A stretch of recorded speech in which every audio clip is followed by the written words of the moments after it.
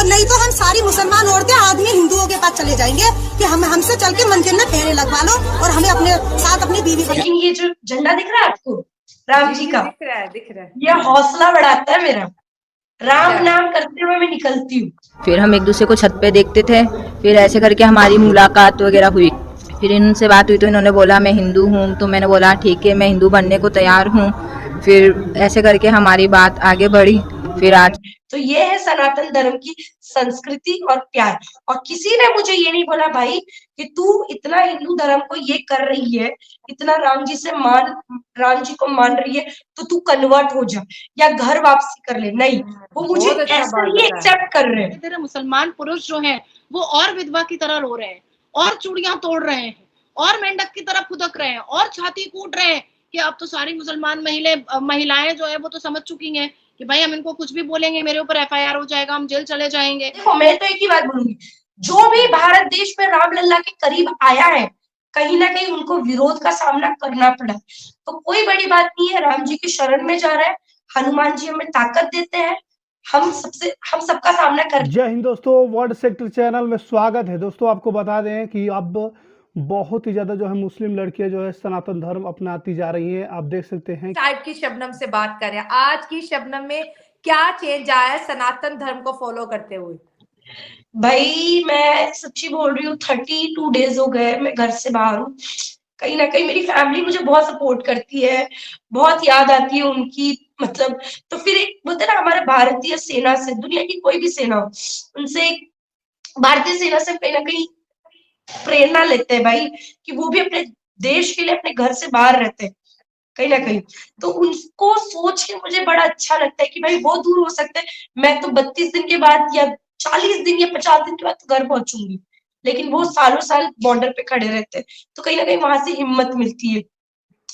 तो उस जो मैं पहले मुंबई की शबनम थी, मुंबई से जब उससे पहले मैं जब रहती थी, जब निकली नहीं थी भाई, पैदल चलने का नामो निशान नहीं था, गाड़ी से आती जाती थी। कभी मैंने टेंट में नहीं सोया है, कभी बाहर नहीं सोई है, सर्दी का सामना नहीं किया है। ऑनेस्टली महाराष्ट्र का, मुंबई का वेदर ऐसा है कि वहां पर हमेशा धूप निकलती है, मतलब गर्म मौसम है, एक जैसा मौसम है। लेकिन मध्य प्रदेश में, उत्तर प्रदेश में बड़ा ठंडी है, तो कभी उस चीज का सामना नहीं किया है। लेकिन राम जी से इतना अटैचमेंट है भाई, 500 साल बाद राम जी आ रहे हैं, तो उनके लिए भाई हर चीज कुर्बान है।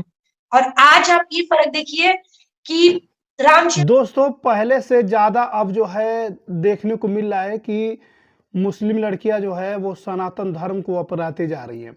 क्योंकि कुछ लड़की तो लव मैरिज से जो है अपने आप ही जो है सनातन धर्म को अपना रही है, लेकिन कुछ ऐसा भी सिस्टम है कि शादीशुदा होते हुए भी जो है वो हिंदू धर्म को अपना रही है। क्योंकि वहाँ मुस्लिम लोगों से परेशान होकर के वो इतना प्रताड़ित हो चुकी हैं, इतना ज़्यादा हैरान हो चुकी हैं, जिसके वजह से वो जो है सनातन धर्म जो है अपनाने पे जो है वो मजबूर हो चुकी है। आपको बता दें, क्योंकि बहुत ही ज़्यादा अब देखने को मिल रहा है कि सनातन धर्म, हिंदू धर्म का प्रचार बहुत तेज़ी से हो रहा है। जो जय श्री राम के नारे भी लगा रही हैं लड़कियां, और इस खुशी खुशी जो है अपने मन से सिंदूर, मंगलसूत्र और साड़ी वगैरह सब कुछ लगा रही हैं, पहन रही हैं, सब कुछ देखने को मिल रहा है।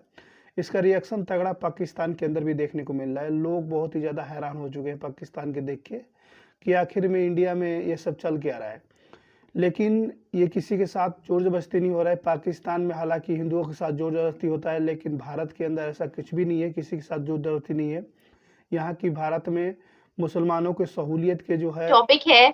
नज़मा अंसारी जिनका ताल्लुक उत्तर प्रदेश से है, अबाया पहनती हैं, बुर्का पहनती हैं, हिजाब करती हैं और माशाल्लाह से इलेक्ट्रिक रिक्शा चला रही हैं, क्योंकि उनकी शोहर की डेथ हो चुकी है, हस्बैंड की डेथ हो चुकी है और उनको एम्पावर किया गया है योगी जी की जानिब से। और जब उनसे पूछा गया कि आपके साथ तो कुछ भी गलत हो सकता है, तो उन्होंने बोला सीएम योगी तो है ना, इस वक्त हुकूमत योगी जी की है।